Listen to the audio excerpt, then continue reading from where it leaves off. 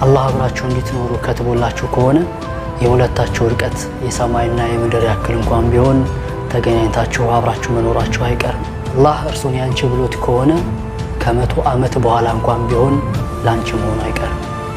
አላህ እርሷን ላንተ ነሲብ አድርጓት ከሆነ ምንም ጊዜያቶች ቢለዋወጡ በመጨረሻም ያንተ መሆኑ አይቀርም። እነዚህ ወጣቶች ከ15 ዓመት በኋላ ይገናኛሉ ብሎ ያሰበ ማንም የለም። ነገር ግን ከ15 ዓመት በኋላ አላህ ባንድ ሰበሰባቸው። አላህ በሁሉም ነገር ላይ ጥበበኛ ነው። አላህን ምንም የሚሳነው ነገር የለም። ስለዚህ እርግጠኛው አላህ የፈቀደለት እርሷ ያንተ ትሆናለች። አንቺም ቢሆን እርግጠኛው አላህ የፈቀደለት እርሱ ያንቺ ይሆናል። በመጨረሻም ህይወት የምታምረው የሚወዱት ሰው ጋር ሆኖ ሲኖሯት ነውና ሁላችንንም አላህ የምንወደው ጋር ያኖረን እንላለን። ሰላም አለይኩም ወራህመቱላህ